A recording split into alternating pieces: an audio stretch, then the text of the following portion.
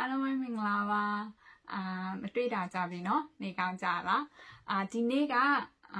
cherry ရဲ့အားလက်ရက်ဆိုတော့ cherry ဒီနေ့အိမ်ရှင်းမယ်စာအုပ်စင်ရှင်းမယ် cherry ရဲ့အခန်းရှင်းမယ်ဆိုတော့အခု cherry ရောက်နေတဲ့နေရာကဒီနေရာက cherry ရဲ့အခန်းcherry အိတ်တဲ့အခန်းအိတ်ခန်းအဲ့ဒါဒီနေ့အင်းရှင်းမှာကိုပြမယ်နော်ဒါက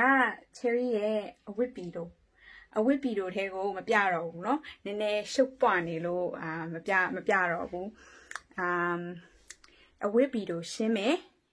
နောက်ပြီးရင် cherry ရဲ့စာကြည့်စပွဲလဲရှင်းမယ်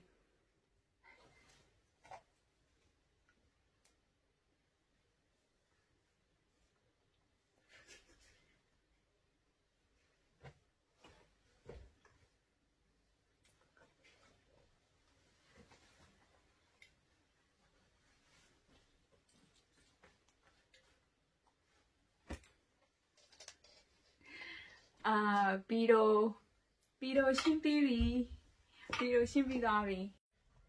ဖုံတော့မလို့ဖုံတုတ်တဲ့ဟာဖုံတုတ်တဲ့ဟာဒီလိုလေးထည့်ပြီးတော့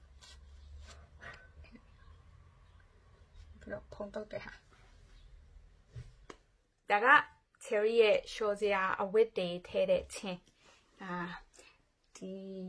အန်ဆွဲဒါကအန်ဆွဲလို့ခေါ်တယ်အန်ဆွဲဒီအန်ဆွဲထဲမှာ cherry ရဲ့အိတ်တွေထည့်တယ်เนาะ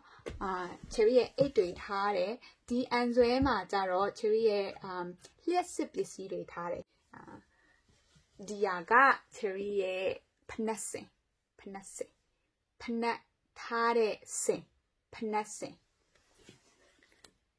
ဒါကဖုံဆုပ်ဆက်ဖုံဆုပ်လိုက်အောင်မယ်နော်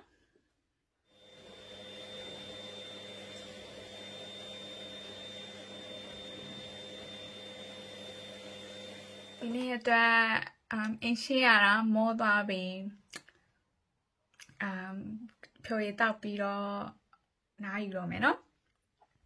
ဆိုရင်နောက်မှတွေ့မယ်နောက်ဗီဒီယိုမှာတွေ့မယ်တတား